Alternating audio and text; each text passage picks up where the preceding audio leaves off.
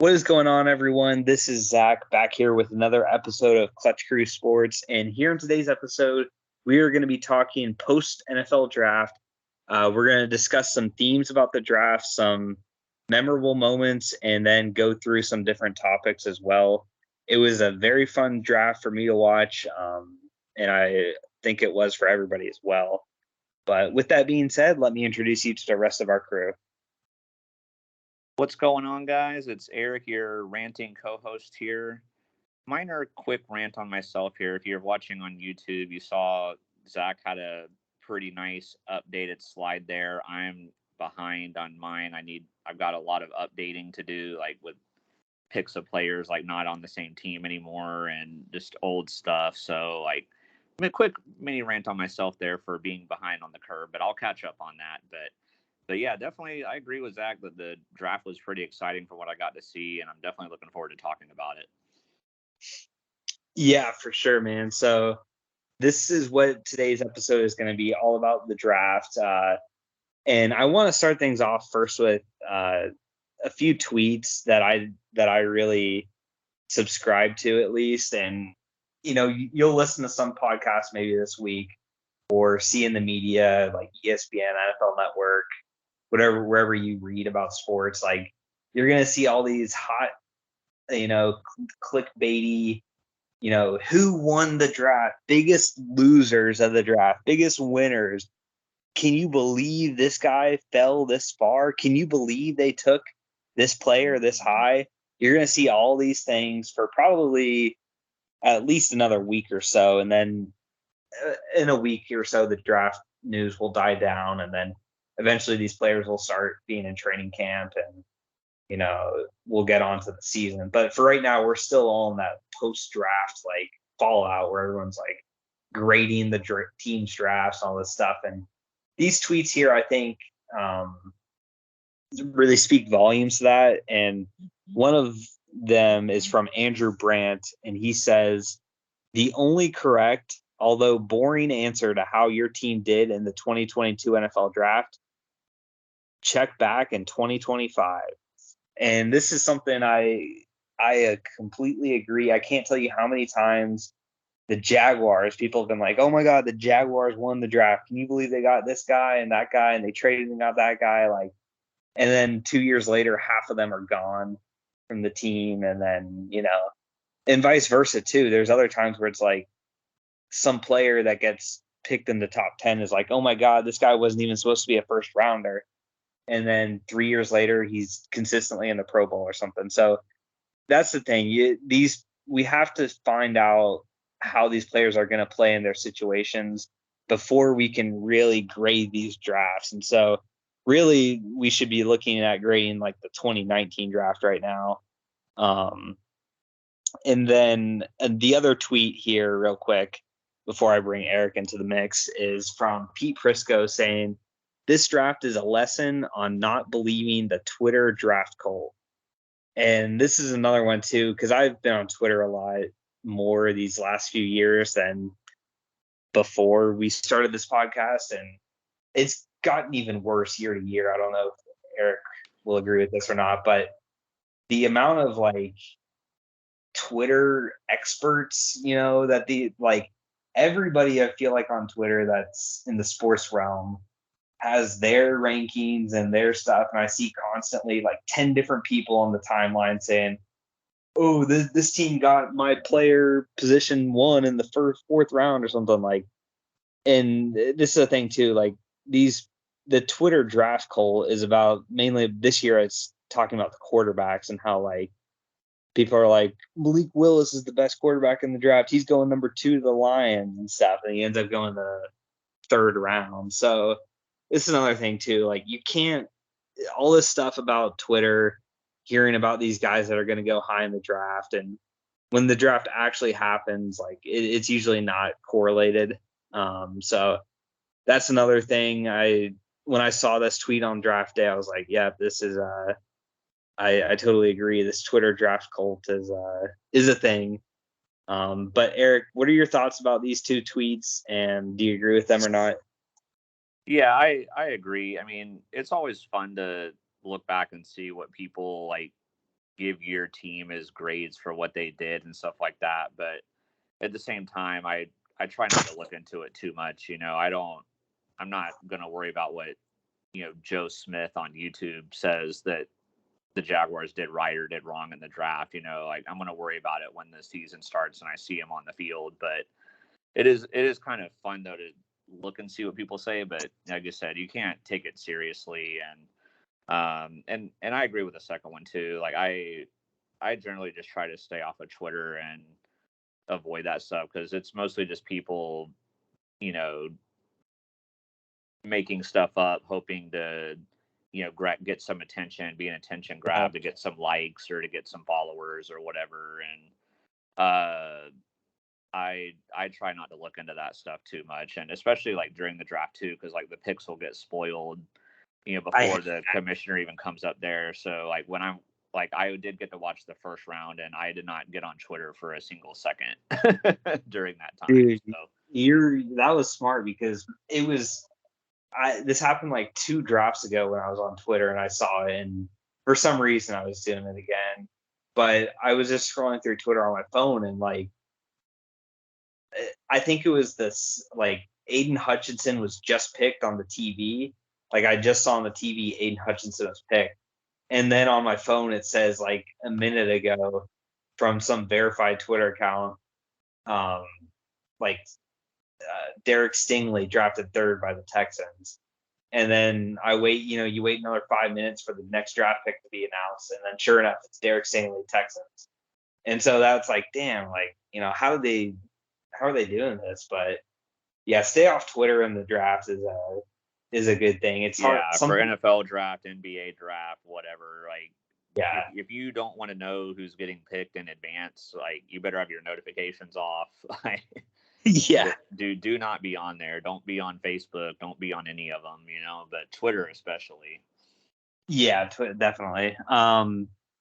So let's go ahead and get started with just some themes about this year's draft. And we're just going to kind of talk about the draft as an overall, not necessarily like we're not going to do the winners and losers thing. I think we've done it before, but this draft in particular, I thought was pretty unique. It's not like any draft I'd ever seen before. And they said to like, it's been like 20 years or something since there was only one quarterback in the first 2 rounds or something like that. But the quarterbacks are the first thing we're going to talk about. And they slid heavily in the draft. At one point I tweeted out, there's been more tight ends drafted than QBs. And then as soon as I said that, the next pick was a quarterback and it tied it up. But you had one go in the first round, Pickett to the Steelers.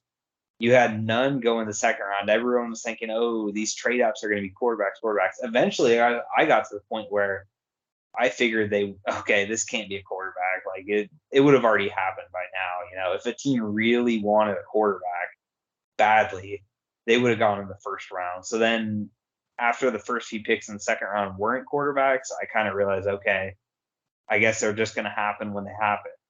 And then they went in the 3rd round and 4th round. So, Eric, what do you think about that? Do you think these quarterbacks that were taken are going to get legitimate shots, or do you think the quarterbacks in the 3rd round here, like Willis, Ritter, Corral, do you think they're going to be treated like first-round quarterbacks since they were like the 2nd, 3rd, and 4th quarterbacks taken in the draft, or do you think they're going to be treated based on the round that they were drafted? Because normally a 3rd round quarterback isn't expected to start right away. Yeah, I mean, looking at the teams that some of these guys went to, like Malik Willis, for example, going to the Titans, I don't think they have any plans to, do anything with Tannehill right now. So I think they brought him in as a project.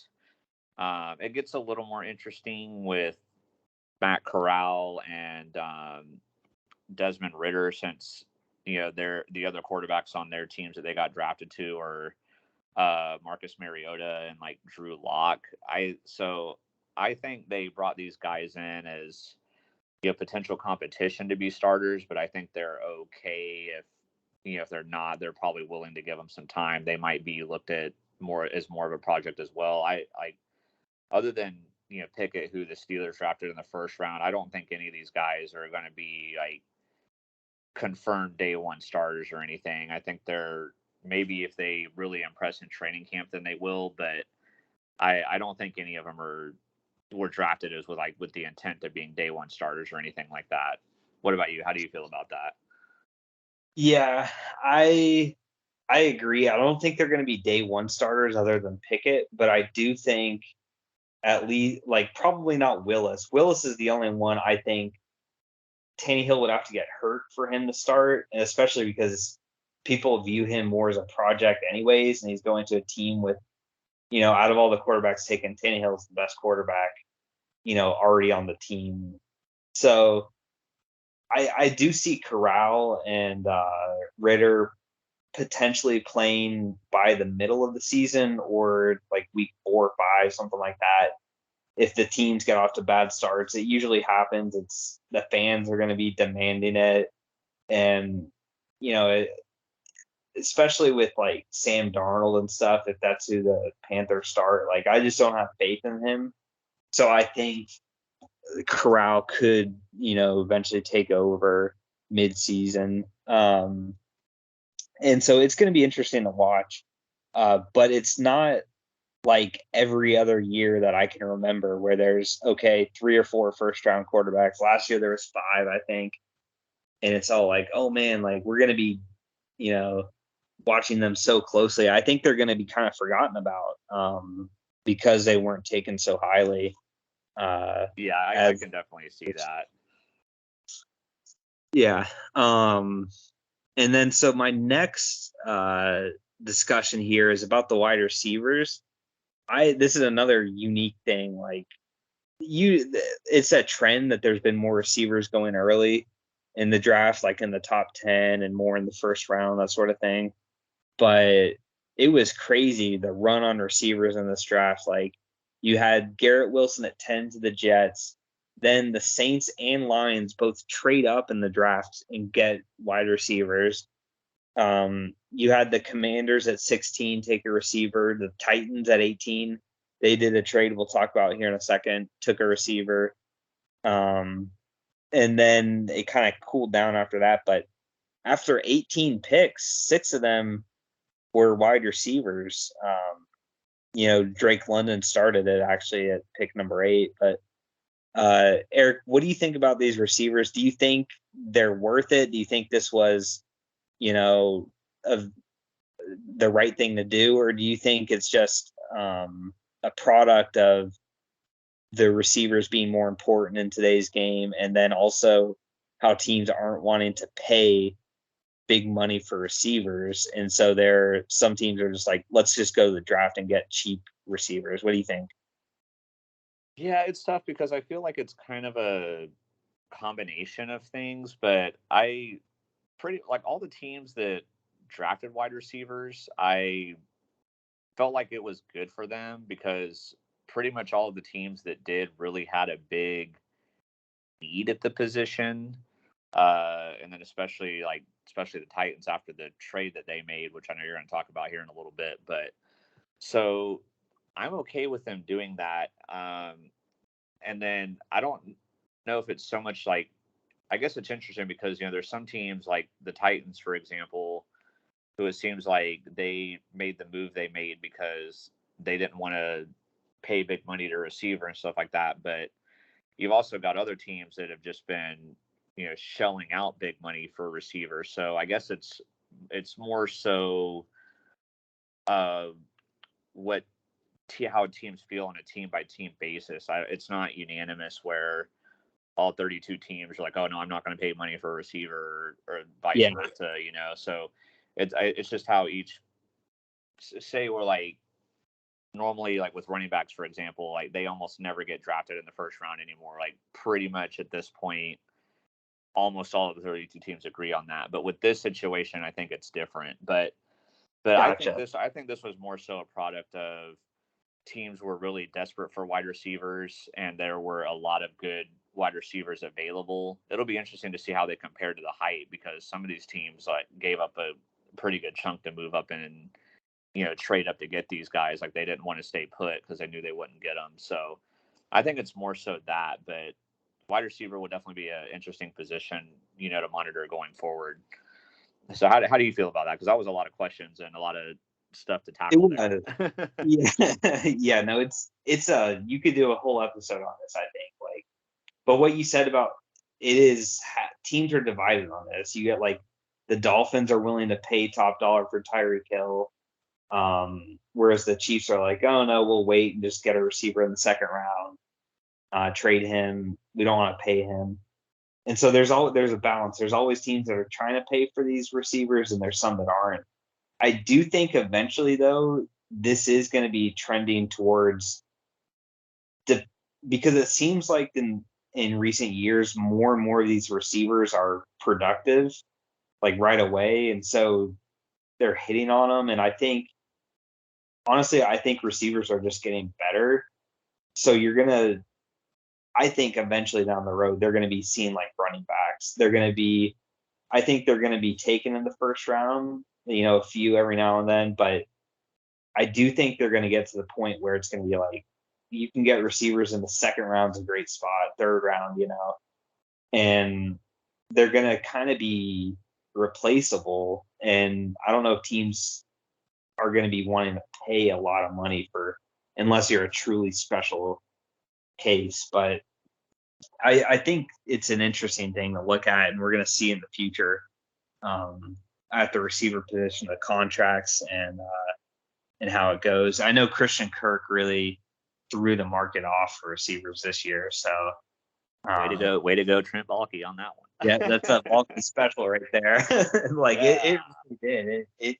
It changed a lot of things. I think there was a lot that happened after the Kirk contract. But the next topic I have here to discuss is about this trade that we're talking about, particularly the AJ Brown trade. So I wasn't actually super surprised when I saw this. I know he didn't specifically say he wanted to trade, but he basically did everything. He was acting in a way that he wanted to be traded because he knew he wasn't going to be paid. I think the Titans offered him actually $16 million a year. And then I think after that, he flat out refused to negotiate with them because he saw that as that's too low to even negotiate with. And I want to say Philly gave him like 25 million. So yeah, he definitely got I think it was 4 years, 100 million. And I forgot how much of it was guaranteed, but it was a lot. Yeah, he got way more with Philly than what Tennessee was going to offer. But I guess we'll just look at the bare basics for the trade here. So the Titans used the pick that they got to take Treylon Burks, the receiver from Arkansas. So I guess, what do you think of this for both teams, Eric? Is it a win-win, a lose-lose, a one-sided win for this trade? What do you think? For me, I'm giving the edge to Philly on this. I mean, you brought up a great point about a lot of receivers hitting kind of early on and stuff like that. But to me, if you have a chance to grab somebody that's known to be a true weapon and you already know for sure they're really good, I will take that over a potential prospect like pretty much any time. And especially for the Eagles, they got that 7th spot in the playoffs last year, and they're trying to make a push to maybe win the NFC East or make a deeper playoff run or whatever. Like, when you can get somebody that you already know for sure will be able to contribute 100% right out of the gate for you versus bringing in a rookie who has to get used to the being in the league and all that type of stuff, like, you go for it. Like, maybe I guess if you're a team like the Jaguars or something, or the Lions or somebody where you're still kind of rebuilding, maybe then you could take the prospect instead. But when you're trying to make a push like that, it's going to be good for you. So, for the Titans, who are trying to contend again and, finally make that push to get to a Super Bowl, I don't really like the trade for them, losing a veteran player like that. But again, if they didn't want to pay him, then, that's their decision to make. But I like the trade better for the Eagles. But how do you feel? Do you agree with me, or do you think the Titans won?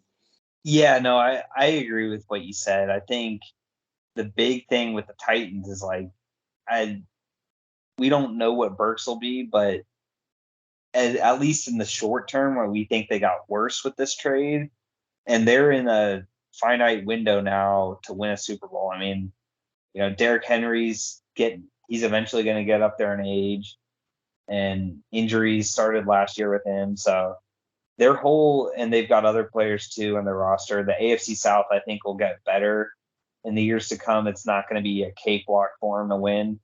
So this is their time right now. I mean, they were the 1 seed in the AFC last year. So getting rid of a valuable player like that, I don't think they got equal compensation for. I thought they could have even gotten more assets for the trade to begin with than they did. And for the Eagles, it's a slam dunk. Out of A.J. Brown, Deebo Samuel, and like Terry McLaurin, I probably put A.J. Brown at the bottom of that, tier, but he's still really good. And they needed to give Jalen Hurts a weapon like that. So now you have the Eagles set themselves up great for like no excuses season. So Hurts has weapons now. He's got a better offensive line. He's got AJ Brown. So now they know, okay, is Hurts going to be our guy? Or if he's not, they've made all these trades and stuff. They have future draft picks and they can get a quarterback next year in a good quarterback class and move on and, not completely be starting over when they get a quarterback. So I think this is great for the Eagles. Most of their offseason I've been a fan of. So that is. Yeah, Susan's Cowboys are going to have to watch out this year. Because I know we're not doing who won the draft and stuff, but on a quick side thing, I mean, I do think the Giants had a really great draft. I think they nailed their got few better picks, so they definitely got better as well. So I like the Cowboys for Susan and everything, but they're going to have to watch out this year. For sure. So now those topics and stuff are out of the way. I'll just ask some questions here. So Eric, give us your favorite non-first round pick player and team fit. So, not a player drafted in the first round, but a player that you like and a team that like matches that player. What's your favorite here? Yes, I'm at a little bit of a disadvantage here just because like day 2 and 3 of the draft, I didn't get to watch as much as as much as like you and Connor did. So I know you'll be able to give a better answer here probably, but a fit that I do like that wasn't drafted in the first round. I drafted this guy in both of our mocks in the first round, but it's going to be Kenneth Walker, the running back from Michigan State, getting drafted to the Seahawks. I think it's a great fit there because I know Chris Carson seems to get injured every single year. And so I think he'll be able to take over that offense. And Seattle also did a good job drafting O linemen as well. So, and since their quarterback situation is pretty murky, I think he's going to be able to do a lot of damage with them right away. I think they got a good pick or a good value getting him there in the second round. But what about you, man? Who's your favorite non-first round, non-Jaguar pick? My favorite non-first round, I'm not gonna be biased here, say a Jaguars player, but I really like David Ojabo going to the Ravens. He goes from one Harbaugh to another, which is interesting. But before his ACL injury, I think he had, he was viewed definitely as a first round pick, and people, because he was sharing the same line as Hutchinson, and people were talking about, oh, Hutchinson's going to be great. He's a machine and all the stuff, but they're like, Ojabo's like a raw athletic freak is like what they called him. So he has like all the traits that you would want if you were like in a lab designing a pass rusher. Like he's got all the stuff. He's just kind of raw. He's got to develop techniques and that sort of stuff. But I think even with him being injured for a year, like it's a great situation for him to go to the Ravens, a team known for their defense. I think he's going to learn from a lot of great players like Calais Campbell and stuff on that team. So I think in a few years from now, he's going to be like a steal for them and one of the best players of the draft class. And I love the fit and the player, so that's what I had to go with. Nice, man. Nice. Yep. And then for all of you fantasy football fans out there, Eric and I are going to give who we think, at least in this first rookie year, will be the best rookie fantasy player. So, Eric, who are you going to pick as your favorite rookie fantasy player? Yeah, I actually sure to remember this for our August draft. Yeah, Zach's going to be making notes already. Eric likes this guy. He doesn't like this guy. I mean, honestly, I could see it being, Kenneth Walker, who I just talked about, but to go with like a different answer, there's a lot of wide receivers, of course, that went in this draft, like we were just talking about, how big of a deal they were. But I definitely don't see any quarterback getting it unless like Pickett were to break out or something. But most of the wide receivers that went in the first round, they either have like a good like running mate beside them, or they have really shaky quarterback play. So I'm going to go a little bit farther down and go a little more of a potential sleeper here, but I'm going to go with Christian Watson out of North Dakota State, going to the Packers. I mean, with Devontae Adams being gone, Green Bay doesn't really have a ton of, weapons there. They've got a, good running game and stuff, obviously, but in terms of their passing game, there's still a lot to be desired there. So I really think he could come in and be a wide receiver one for them potentially. And, when you got a 2-time defending MVP throwing you the ball, that definitely helps. As long as Aaron Rodgers doesn't regress, like that's the perfect person to have throwing the ball to you. So maybe a little bit more of a sleeper there. I don't know if I'll pick him for offensive rookie of the year or anything like that, but fantasy wise, I think he could put up some good numbers early on. Who do you have here, Zach? Yeah, I like that one. He could like be the wide receiver one for the Packers, like Yeah, that's why I picked him, because like some of these other wide receivers are probably going to be more like wide receiver twos, or they've got, like Williams. Well, Williams is going to be injured for the Lions. He might be wide receiver one, but he's going to be injured at least most of the year.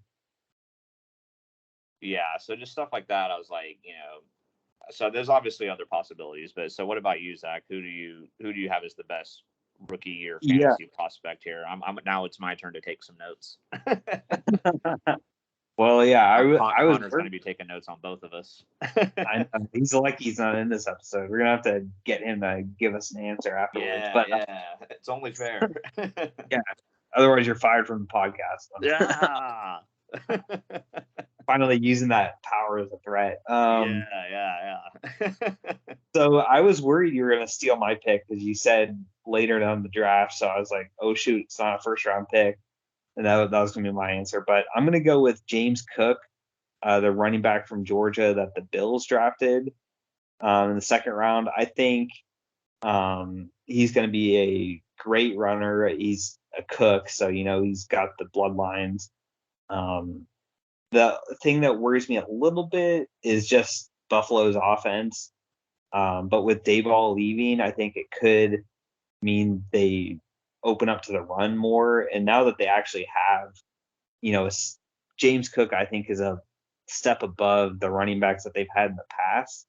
I think they're going to want to balance their offense a little bit more. And then he's also going to benefit with, the threat of Josh Allen and Stephon Diggs.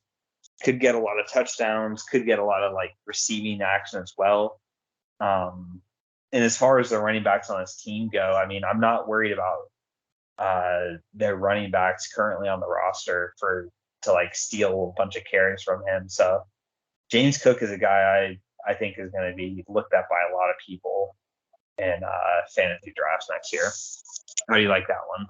I like that pick. I think that's a pretty good option there, especially just like you talked about with the team that he's on. He's on a really good team, so Yeah, it's not like he's going to go into a situation where maybe like when the Jags had Leonard Fournette a few years ago, where they had like no really other weapons, and so he was having constantly facing like 8 guys, sometimes 9 guys in the box all the time. Like with guys like Stephon Diggs and Dawson Knox out there, he's not going to have that problem to deal with. And I agree with you too that just the Bills running back core is really not that great. That's why like in one of our mocks that I did, I drafted a running back for them. Like I feel like running back was a position of need for them. So I think they did a great job filling that need there. Yeah, I agree. So let's round out our draft conversation here and give our biggest surprise of the draft. So this could be anything. You could talk about the quarterbacks. You could talk about a player to a team, or getting a player that went high, a player that went low, something just overall related to the draft. What's your biggest surprise, Eric? The biggest surprise for me, I don't know if you had mentioned this in your themes like that we were going to talk about, but that we hadn't really, was just one overall the amount of trades that happened in the first round. With this being such we usually you see stuff like this when there's a bunch of really good quarterbacks, and so teams want to move up and get the quarterbacks and everything. Like when we did our mock draft 2.0, we had 4 trades, which I felt was like a normal amount, but I felt like it might be less this time just because of that. But there were so many trades in the first round, and they were just back to back coming in, like just back to back, just crazy how rapid fire they were coming out. But what surprised me in addition to that was just what almost seemed like a lack of value that the teams that were trading down were getting. The biggest one for me was the Vikings when they traded from pick 12 all the way down to pick 32 with Detroit.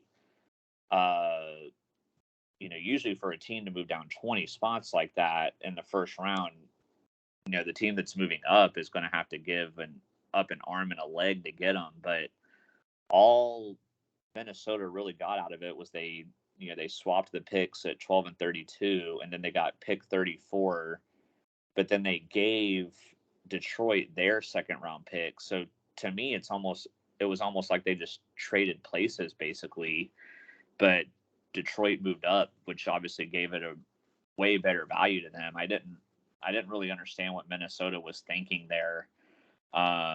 So that was the biggest surprise for me. It was like some of these teams, even a little farther down in the first round, they were like swapping picks, but then the only other thing they were getting was like a 3rd or 4th rounder or just something, or doing other pick swaps. Like I feel like some of these teams that moved down, I don't know why they did that. Like if I'm Minnesota, for example, like I guess they still got a pretty good pick at pick 32 there with Lewis Seen, but I mean they could have stayed there at pick 12 and got a more of a difference maker. They could have taken Kyle Hamilton instead, or something.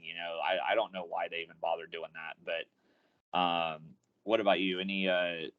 Was that the biggest surprise for you as well, or was there something else that really surprised you? Like what's your thoughts here? Yeah, that was a big surprise to me. And actually, I was going to talk about that specific trade, but in another way. The trades were surprising and just the amount of them. But to me, the biggest surprise, it wasn't a major thing. It's not like it's being talked about everywhere, but like, not only did the Vikings do that trade where it looked like they didn't get value for it, but they made it with the Lions, a division rival. And then in the second round, that's true too. Like that's something you don't normally see. Yeah, and then in the second round, they got like the pick 34. I think it was pick 34. They the one that they got from the Lions, they traded it to the Packers, and then the Packers got Watson. So it's like they're helping out 2 of their division rivals here. But both of their rivals got potential like wide receiver ones for their teams. Yeah. Not smart. And it's not like, oh, they're getting, they didn't get any first round picks next year for this. It's not like you could argue like, okay, we might give them a good player now, but we're gonna steal their first round pick next year or suck you, you know. So yeah, the fact that the Vikings made both those trades to help their division rivals was like, wow, this is usually unheard of, you know. Like the Yeah, I Titans, mean, Titans yeah, go didn't ahead. trade AJ Brown. I was gonna say the Titans didn't trade AJ Brown to like the Texans. You know, they sent him to Philly. Yeah, You they know, just sent him out of the conference. yeah, even Marquise Brown went to the Cardinals. These are, you know, out of conference trades here. So the Vikings doing that interdivision trading was pretty crazy to me.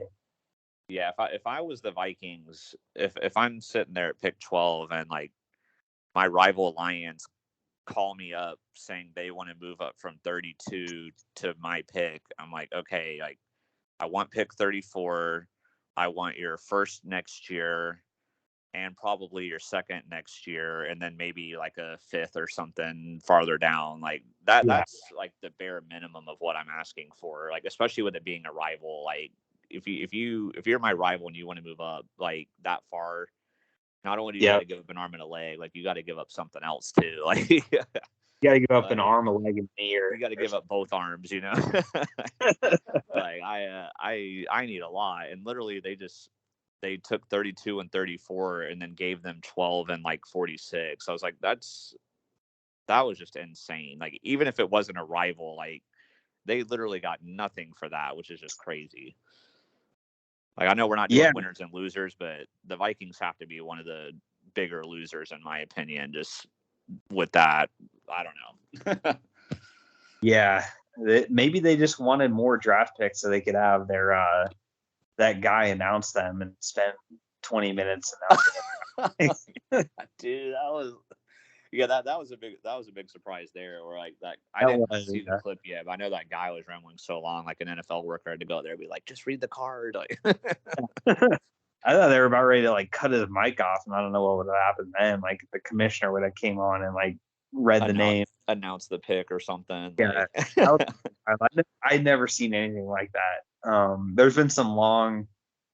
Every now and then you get a former player that comes up and is like stirring up the crowd. Like I remember when the draft was like in Dallas. I think the Eagles player was oh like, yeah, he taunted the Cowboys or whatever. Like, yeah, yeah, I'm a wrestling guy, so I gotta give, even though I'm not a Browns fan, I gotta give credit to the Miz. Like when he came out, he's from Cleveland, big Browns fan, and before he read the pick, he was like, "You're 2023 Super Bowl yeah, champs." I was like, "Oh man, that took a lot of nerve to make that claim." You know, like that was pretty ballsy. yeah. But yeah, that Vikings guy, man, he went on a tangent. But Yeah, I anyways, still got to before look that you know, up. I've still got to see that for myself, yeah, but yeah. but before I go on another tangent, we will stop the podcast here and hope everybody enjoyed listening and watching to it. And we'll be back next week to discuss probably some NBA stuff. NBA playoffs are going on, so we will most likely dive into that. Heck yeah, man. And I guess too, before we go, like if you've made it to the end here, Connor, who wasn't able to be here in this episode, dropped an NHL playoff preview because the hockey playoffs are about to start. So if you like hockey at all, like definitely go see that out. It was that was a pretty good video, describing each team's chances and breaking everything down. Like I watched a couple other ones, and these guys were just like, yeah, this team's gonna win, that team's gonna win, this team's gonna win in 6, and but they didn't really talk about like why they think it's gonna happen or whatever. Like they didn't break it down. Like Connor broke this down. Like if you like hockey at all, like you will enjoy it. Yeah, and then subscribe to the YouTube channel. That's because that's where this content is. Connor's hockey video is on the YouTube channel. I'm sure he's going to do more hockey related content in the future. Eric and I plan to do. I know Yeah, Eric. we got some stuff we're working on. Yeah, it's all like kind of behind the scenes right now. I mean, it's not official yet or anything, but Yeah, we don't have like specific dates or anything like that. But there will be a lot more content coming, so be ready. Yep, you can just subscribe to the YouTube channel.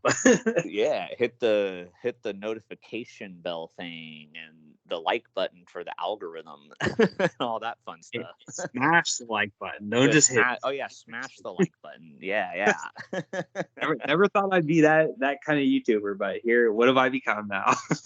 And if you're one of my coworkers listening to this, you better be subscribed because you know it's a requirement to work there. So otherwise, you're getting fired. I'll stop. All right. Take care, everybody. Have a great day. And remember, be clutch. Peace.